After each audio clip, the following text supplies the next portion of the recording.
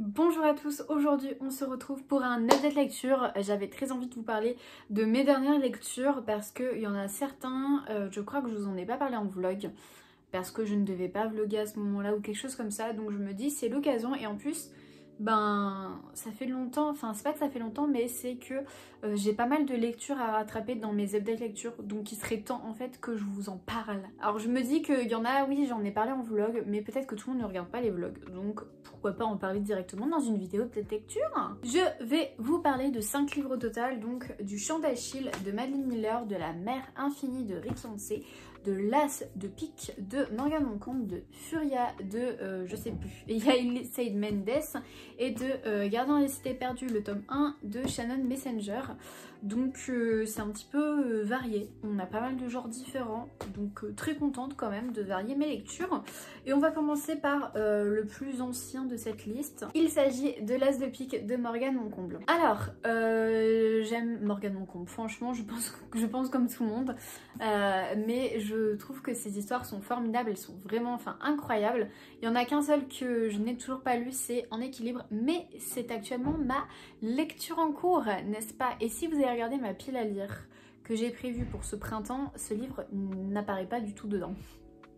Et en fait, j'étais un petit peu en panne de lecture avant hier soir, et j'arrivais pas à avancer dans ma pile à lire que je m'étais fixée, et donc je me suis dit vas-y, tant pis, ça sert à rien que je me force à lire des livres dans ma pile à lire parce que j'ai plus envie de les lire en ce moment.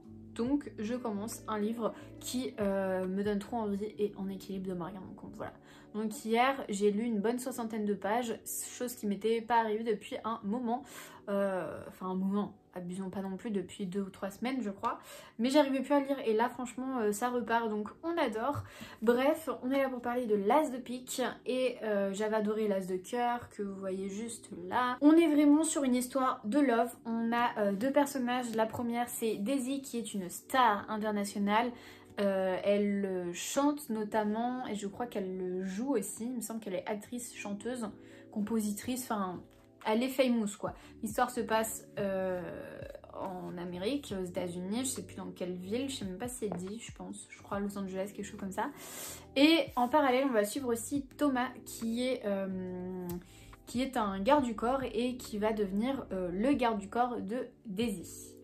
Donc Thomas, on l'avait déjà croisé dans L'As de cœur parce que c'était un personnage qui apparaissait, c'était pas du tout un personnage principal, mais c'était un personnage secondaire, donc très sympathique de le retrouver. Qu'est-ce que je peux vous dire? Daisy, elle a beaucoup de pression de par son travail, de par son agence. Voilà, elle a vraiment beaucoup de pression. En même temps, elle est dans un métier qui n'est pas facile. Il y a des choses un petit peu pas nettes autour d'elle, et donc c'est pour ça que son frère va appuyer la candidature de Thomas pour qu'elle puisse avoir un deuxième garde du corps, puisqu'elle en a déjà un qui s'appelle Finn. Et donc Thomas va venir travailler donc pour Daisy, et il va même habiter chez elle pour être là vraiment le plus possible, pour pouvoir la protéger au maximum, parce qu'il se rend compte de plus en plus, il y a un personnage qui est assez...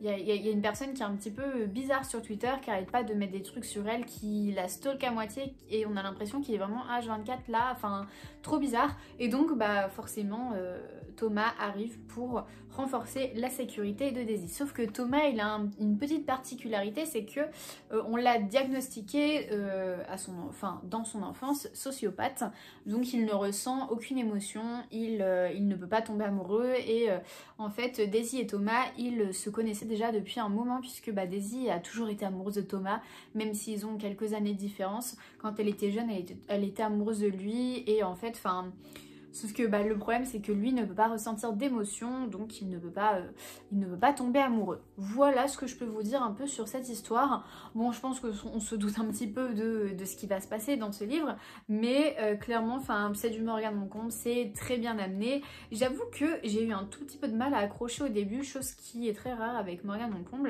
Je sais pas pourquoi, je me sentais un peu détachée des personnages, et je pense que le fait que Thomas ne ressente pas d'émotion, quand on est sous son point de vue, c'est un petit peu... des fois on se dit ah ouais peut-être, je sais pas, on a un peu plus de mal à accrocher, on va dire, à lui que à Daisy. Et voilà, et non franchement c'est très bien amené, on a vraiment l'impression que Daisy est une vraie célébrité qui existe vraiment, enfin c'est vraiment trop cool et voilà, il y a plein de messages dans ce livre, il est vraiment super donc j'ai vraiment beaucoup aimé cette histoire et puis je la recommande, enfin c'est pas un de mes préférés de Morgane Moncomble mais ça reste vraiment un très bon roman et voilà, et je recommande parce que Morgane Moncomble. Ensuite j'ai lu La Mer Infinie de Ricky Handke dans les éditions Robert Laffont collection R. Est-ce que vous vous souvenez de La Cinquième Vague? Ce livre date d'il y a 1000 ans franchement, enfin il date de 2014 et même avant je crois, je sais plus, et donc La Mer Infinie je crois qu'il est de 2014 ou 2015, je sais plus, bref, et donc ça faisait un bail qu'il était dans ma pile à lire, ça faisait pas non plus énormément de temps parce que je l'avais quand même acheté, je crois que je l'ai acheté pendant le confinement, ouais je l'ai acheté pendant le premier confinement donc en 2020 et voilà, mais par contre La Cinquième Vague ça fait 1000 ans que je l'avais lu puisque j'étais au lycée il me semble. Et j'ai 26 ans maintenant, donc le lycée, enfin je crois que j'étais en terminale. Donc ça remonte, bref, on n'est pas là pour raconter ma life. Donc dans La Mer Infinie, bah, tout simplement c'est la suite de ce qui se passe dans La Cinquième Vague. Qu'est-ce que je peux vous dire sans vous spoiler ce deuxième tome? On va suivre un peu plus un autre personnage qui est Ringer, je pense que ça spoile rien. Donc on va beaucoup plus suivre Ringer, on va un peu délaisser Cassie, pour mettre Ringer un peu plus au premier plan, ce qui n'est pas pour me déplaire parce que bah, j'ai l'impression que Cassie elle me saoulait un petit peu. Donc voilà, on est toujours sur un monde post-apocalyptique où dans le premier tome on avait des espèces d'extraterrestres, des autres qui venaient envahir la planète avec différentes vagues, et la cinquième vague c'était la vague où les autres détruisaient un peu tout le monde, la planète, pour pouvoir contrôler un peu les systèmes. On apprend beaucoup plus de choses dans ce livre, on apprend un petit peu des choses un peu derrière les autres, et je trouve ça très intéressant. Je n'avais pas autant souvenir que dans le premier tome le langage était aussi cru que dans le deuxième. Enfin c'est pas qu'il est cru, c'est surtout qu'il y a quand même pas mal de violence je trouve dans ce livre, et les mots employés sont pas non plus les plus doux, voilà, mais franchement ça rajoute un petit truc à l'histoire. J'adore la mise en page aussi du livre, on a des pages noires aussi des fois, enfin c'est vraiment tout bête mais je trouve ça très sympathique. On n'hésite pas à tuer les personnages dans ce livre, on n'hésite pas, s'il y a besoin de tuer quelqu'un on le tue. Franchement ça rajoute encore plus de piment à l'histoire, de piquant, enfin tout ce que vous voulez. Et non franchement c'était une très bonne surprise, oui, j'étais un petit peu genre en mode ah oui ok bon, je pensais juste faire une lecture un peu en mode ok bon voilà je lis la suite, parce que c'est vrai que il y a eu le premier film qui est sorti mais on n'a jamais eu de suite, donc finalement j'avais jamais eu le fin mot de l'histoire, je l'ai toujours pas puisqu'il me reste le troisième tome qui m'attend sagement puisqu'il est là, je l'ai commandé sur Vinted et je l'ai reçu la semaine dernière, donc il n'attend plus qu'à être lu pour enfin terminer cette trilogie, mais très surprise, et franchement je le recommande parce que c'est sympathique et c'est de la science-fiction, donc si vous aimez ça n'hésitez surtout pas, on est pas mal, et franchement les dernières pages je pense à peu près voilà, donc tout ce qui commence à partir de ce gros chapitre, enfin c'est pas vraiment des chapitres, c'est un peu bizarre, il y a des parties et des espèces de sous-parties on va dire, et en fait à partir de la 6e partie, 7e, je sais plus lire les chiffres romains, à partir de la 7e partie on est vraiment sur Ringer et on découvre pas mal de choses, donc franchement ça fait plaisir, on avance bien, et voilà, donc très bonne lecture franchement. Je recommande, si jamais vous avez juste lu le premier tome et que vous avez abandonné parce que depuis le temps la cinquième vague on l'a un petit peu oublié, je vous conseille de lire le deuxième si jamais vous l'avez dans votre pile à lire, parce que il est sympathique. En plus si vous voulez il y en a pas mal sur Vinted parce que les gens s'en débarrassent, peut-être qu'ils n'ont pas aimé, mais il y en a pas mal sur Vinted et pas cher du tout, donc franchement foncez. Ensuite j'ai lu Gardien des cités perdues de Shannon Messenger dans les éditions Lumen, donc c'est le premier tome, pareil qui était dans ma pile à lire depuis le premier confinement et je l'avais jamais sorti, et en fait j'ai décidé de l'écouter en audio et il est très bien passé, j'ai beaucoup aimé cette lecture, donc ça reste un premier tome assez initiatique de l'histoire et de la saga qui comporte je crois 9 tomes, je sais plus, enfin Je crois qu'il y a énormément de tomes dans cette saga et je ne sais pas dans quoi je me suis lancée. Mais bon, c'est pas grave. Et non, franchement, j'ai bien aimé. Donc on va suivre notamment Sophie, qui est juste là, qui de base vit dans le monde des humains. Elle vit sa petite vie humaine toute tranquillement. Elle est collégienne, elle fait une sortie au lycée un peu comme on pourrait faire dans la vie de tous les jours. Et en fait, au musée, elle va tomber sur un garçon qui va lui demander de la suivre, il me semble. Et en fait, elle va basculer dans le monde des cités perdues. Enfin, gardant des cités perdues, elle va basculer dans un monde de fantasy. Dont elle n'avait aucune connaissance dessus. Elle va découvrir énormément de choses, forcément elle va être arrachée à ses parents puisque ils sont pas du tout dans le même monde. Et de fil en aiguille, elle va apprendre pas mal de choses sur sa personnalité en sachant déjà, ah oui, chose aussi très importante que je n'ai pas dit, c'est que Sophie, elle a le pouvoir d'entendre un peu tout ce que les gens pensent. Voilà. Et c'est vrai que ça aurait pu lui mettre la puce à l'oreille du fait qu'elle soit pas normale et que voilà quoi. Mais bon, écoutez, c'est pas grave. De toute façon, il faut bien commencer par quelque chose quand on écrit une histoire. Bref, et donc Sophie, elle atterrit donc dans ce monde dans lequel va y avoir vraiment toute une société, tout est très bien géré. Et elle va aller à l'école spéciale pour les magiciens. Enfin, je sais pas si vraiment on peut l'appeler magicienne. Je sais même plus comment elle s'appelle, j'avoue, j'ai oublié, j'ai plus de souvenirs, c'est ouf quand même. Où elle va rencontrer d'autres gens comme elle avec des spécialités, enfin des différences comme elle, et donc ça c'est plutôt pas mal. Elle va avoir des amis, va y avoir Kiffé aussi que j'ai beaucoup aimé parce qu'il est assez drôle. On va avoir Fitz aussi qui est il me semble celui qu'elle a rencontré pour la première fois dans le musée. Enfin voilà, plein de petits trucs et non franchement c'était sympathique. Il y a un petit final à la fin, enfin très sympa et non, elle va en apprendre plus sur d'où elle vient, qui elle est, tout ça. Après j'en sais pas plus vu que c'est le premier tome. Donc hâte de lire la suite qui est juste là et je pense que je continuerai à l'écouter en audio. Enfin c'est pas que je pense, c'est que j'ai déjà pris le deuxième tome en audio donc... Donc dans tous les cas voilà, mais non mais j'ai beaucoup aimé la voix de la narratrice en audio et je me rends compte que j'aime beaucoup les livres audio, que je passe vraiment de bons moments et ça me permet d'avancer aussi pas mal sur mes lectures. Alors de préférence je prends des livres audio où j'ai déjà le livre en papier parce que comme ça me rajoute pas un livre en plus mais ça me permet d'avancer dans ma pile à lire puisque c'est un peu l'objectif que je me suis fixé toute seule sans en parler à personne, c'est de vraiment essayer de vider ma pile à lire le plus possible et là je carbure quand même un petit, enfin pas que je carbure mais on va dire comparé aux années précédentes, on va dire que je suis plutôt contente de comment j'avance et donc les livres audio ça me permet aussi pas mal d'avancer sur mes lectures papier. J'ai fini récemment La Passe Miroir, enfin le premier tome. Enfin bref, du coup voilà, je lirai ce tome 2 en audio une fois que j'aurai fini mon livre audio actuel qui est un livre en espagnol donc c'est plutôt pas mal, c'est la première fois que j'écoute un livre audio en espagnol. Ensuite j'ai lu Furia de Yamil Saïd Mendes dans les éditions Slalom et j'ai vraiment beaucoup aimé cette histoire, donc c'était les éditions qui me l'avaient envoyée. Dans ce livre on va suivre Camila qui est une jeune argentine de 16-17 ans, je sais plus exactement quel âge elle a, mais en tout cas elle a une passion qui est le foot, oui. Elle joue au foot, mais elle le cache à sa famille puisque c'est mal vu en Argentine quand t'es une femme de jouer au foot. Parce que c'est pas ton rôle c'est pas de jouer au foot, ça c'est le rôle des hommes, n'est-ce pas? Bref, c'est la mentalité un petit peu qu'on essaye de nous faire passer dans ce livre, c'est que souvent, les Argentins pensent comme ça, et alors que le foot ça reste un sport et ça reste accessible à tout le monde, que tu sois homme, femme ou autre, enfin voilà, ça reste accessible à tout le monde. Et en plus de ça, il y a aussi une petite histoire d'amour. Il y a aussi le frère de Camila qui joue aussi au foot.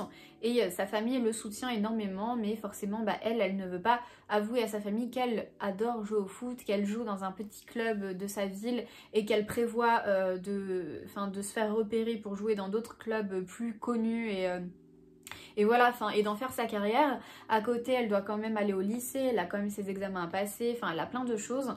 Elle doit aussi trouver un petit boulot parce que forcément, elle vit dans une famille assez pauvre et ils n'ont pas forcément les moyens d'assurer tous ses besoins. Donc, elle se dit qu'elle va travailler aussi. Elle a vraiment une vie très occupée. Et voilà, et on va suivre son chemin. Est-ce qu'elle va avouer à ses parents qu'elle aime le foot? Est-ce qu'elle va abandonner le foot parce que tout le monde lui dit d'abandonner? Parce qu'il se trouve qu'il y a beaucoup de féminicides aussi en Argentine. Beaucoup de femmes se font tuer parce que si, parce que ça, enfin parce que t'es une femme donc je te tue. Enfin il y a vraiment, enfin il y a plein de non-raisons à cela. Donc c'est plutôt pas mal de voir ça, de se renseigner, de le connaître et d'en être conscient, surtout en Argentine, enfin surtout en Amérique latine, surtout dans le monde entier, enfin même, enfin il n'y a pas de...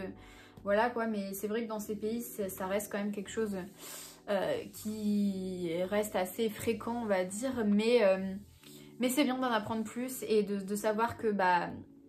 Ouais, elle se sent pas en sécurité dans sa ville, elle va pas sortir toute seule le soir, enfin c'est des choses bêtes hein, mais c'est vrai que c'est des choses qu'on se dit aussi nous en tant que femmes, bah, c'est vrai que le soir je me vois pas sortir toute seule dans la rue parce que je ne sais pas ce qui peut m'arriver, c'est des choses que souvent les hommes ne se disent pas, ils ont aucun problème à sortir le soir parce que bah, ils vont pas se faire agresser par un homme qui veut... Voilà quoi. Donc voilà, ça fait du bien de lire un peu ce genre de livre qui de base est un livre assez jeunesse, hein.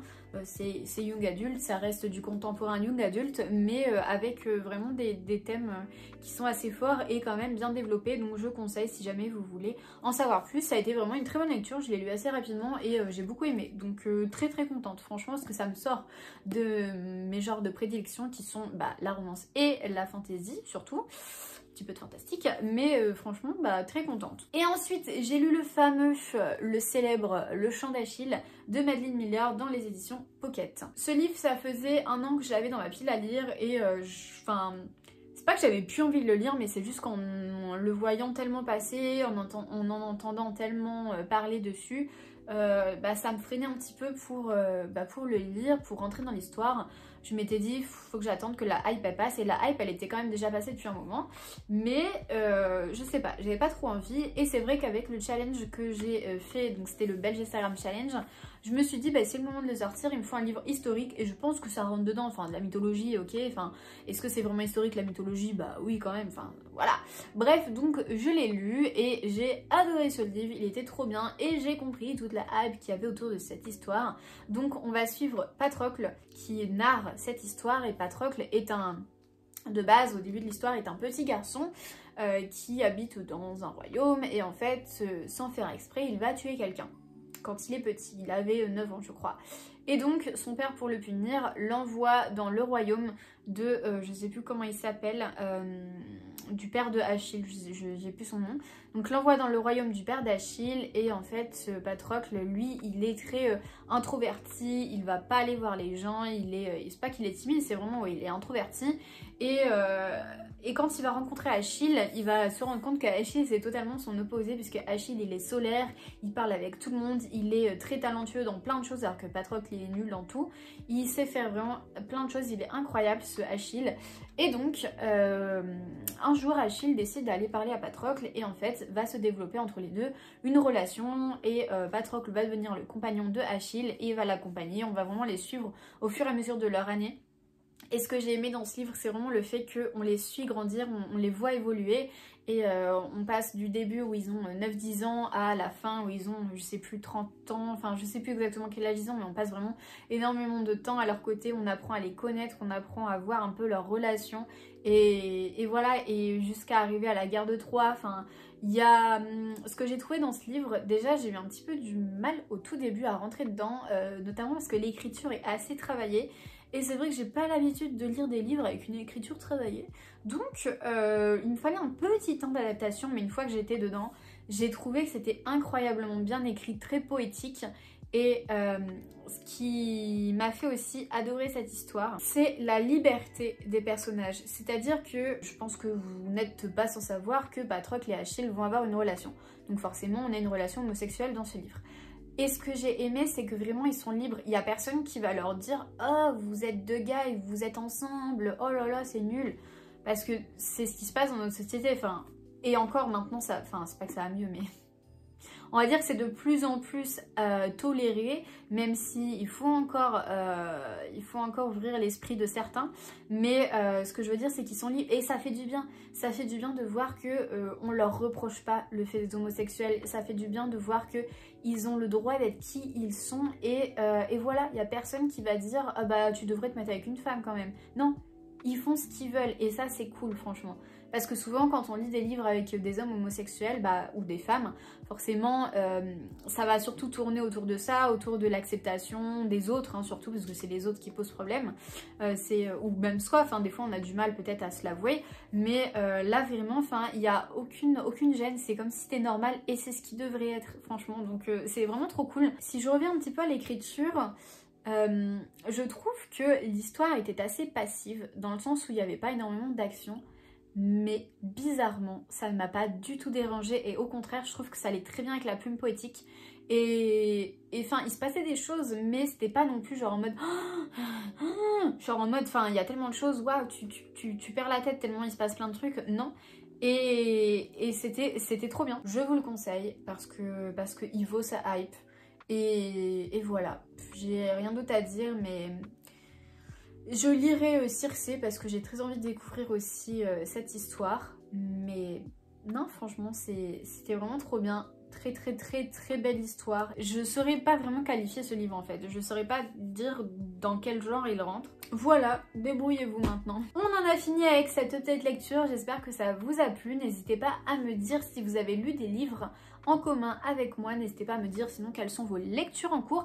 N'hésitez pas à me mettre aussi un petit emoji pour me dire si vous êtes toujours là, parce que j'ai l'impression à chaque fois que personne ne regarde la fin de mes vidéos ou même le début. Enfin, des fois j'ai l'impression que personne ne regarde mes vidéos.